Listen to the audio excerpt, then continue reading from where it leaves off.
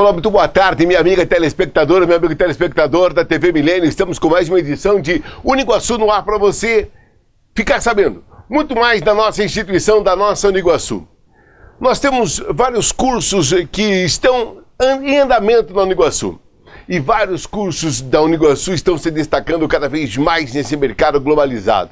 Dentre eles é o curso de nutrição da nossa Uniguaçu, que tem a coordenação da professora Lina Cláudia Santana Santiago.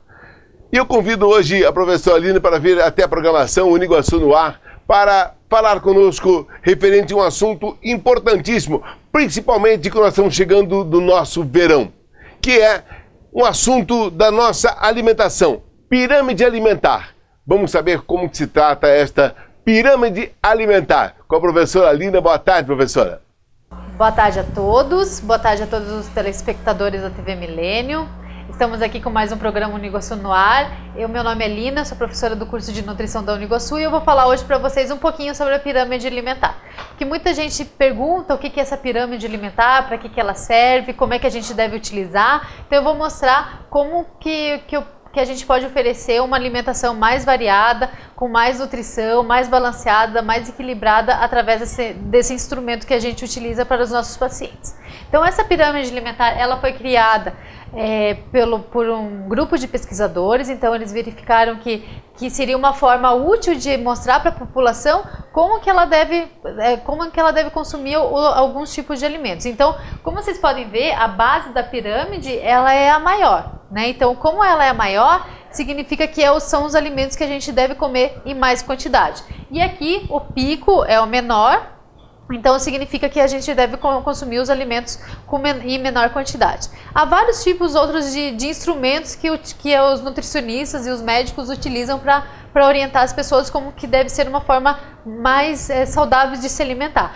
Essa aqui é uma pirâmide, então, que fornece energia e nutrientes para uma dieta de 2.000 calorias. Então, normalmente é o que o adulto necessita, de 2.000 calorias por dia. Só que, lógico, se você quiser uma avaliação mais individualizada, uma avaliação específica para o teu tipo de corpo, para a tua idade, para o teu sexo, então é melhor procurar sempre um nutricionista que ele vai te ajudar, ele vai te auxiliar com uma dieta feita especialmente para você. Mas então hoje, só para ilustrar, eu vou mostrar essa pirâmide aqui para uma dieta de uma pessoa que deve consumir 2.000 calorias por dia. Então, como vocês podem ver aqui na base, são os alimentos que são os tubérculos, como o aipim, a batata, as raízes, a mandioca, a macaxeira. Também a gente tem os cereais, como a farinha de trigo, daí os derivados da farinha de trigo, que é o pão, o macarrão, as massas e até mesmo o arroz e o milho. Então aqui são os alimentos que a gente deve consumir mais. Por quê? Porque são os alimentos que dão energia para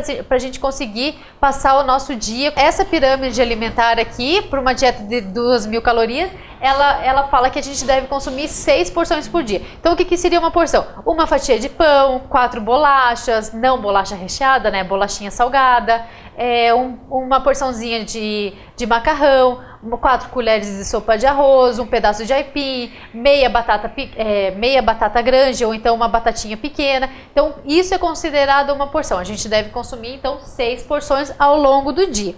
Claro, coloca no almoço, daí coloca no café da manhã, no jantar. Então a gente mistura esses alimentos. Aí vem a parte dos alimentos que são aqueles chamados alimentos reguladores. Esses alimentos, eles regulam as atividades fisiológicas do nosso organismo.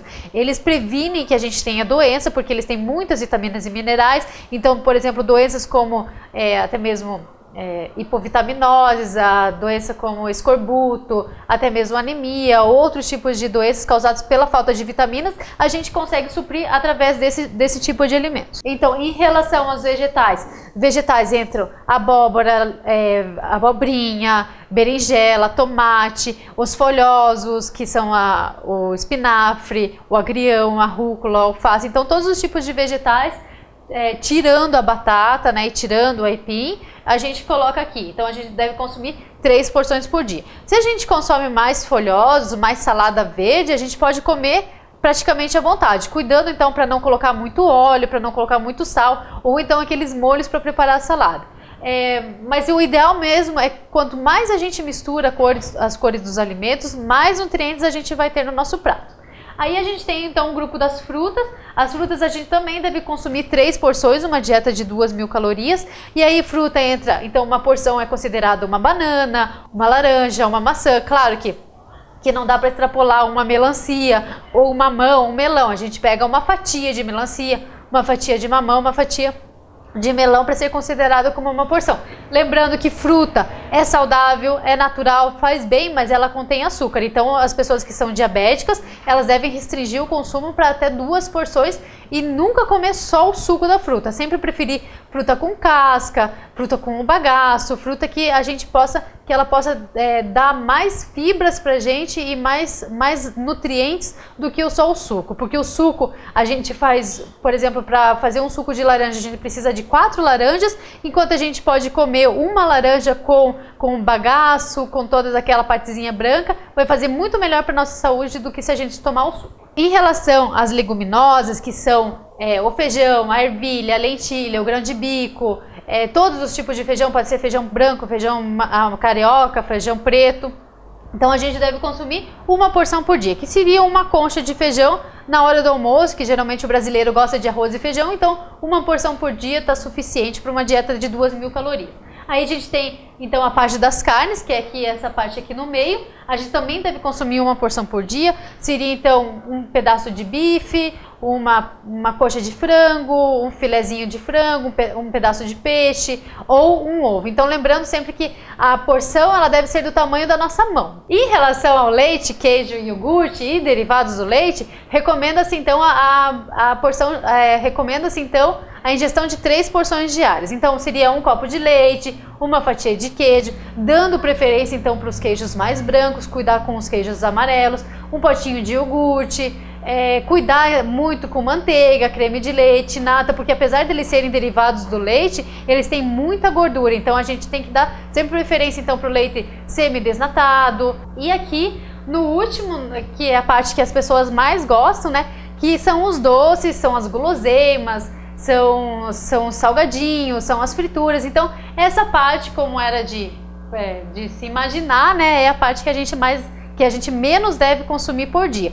Então a gente classifica então como uma porção de doces e açúcares, daí entra o sorvete, o chocolate, a bala, os pudins, tudo que é gostoso, tudo que é doce, a gente restringe para uma porção por dia. Então não tem problema se você tiver com aquela vontade de comer chocolate e comer no meio do dia um bombonzinho, ou então uma barrinha de chocolate, ou comer um pedacinho de bolo, contanto que não passe de uma porção e contanto que você não faça várias vezes ao dia. Então pode comer um docinho por dia, tá liberado. Claro, os diabéticos daí é outra história, mas pessoas que não têm nenhuma doença, um docinho por dia, um bombonzinho depois do almoço, um pote de gelatina, um pedacinho de pudim de leite, tá liberado, mas contanto que seja naquela porção.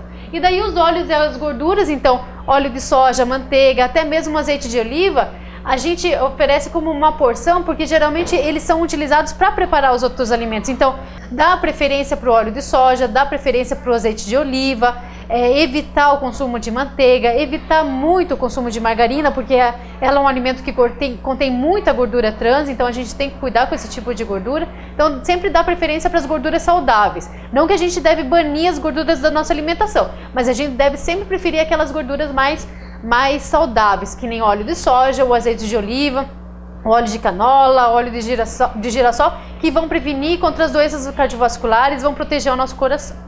Então essa daqui é a pirâmide, né? Espero que vocês tenham aprendido alguma coisa com esse cartaz aqui. E eu gostaria de mandar um beijo então para dona Júlia, que é a mãe da Zenilda, e espero que com isso ela comece a se alimentar normalmente, porque ela não está comendo direitinho, que a Zenilda já me contou. Então, dona Júlia, faz favor de comer mais e comer o que a Zenilda manda.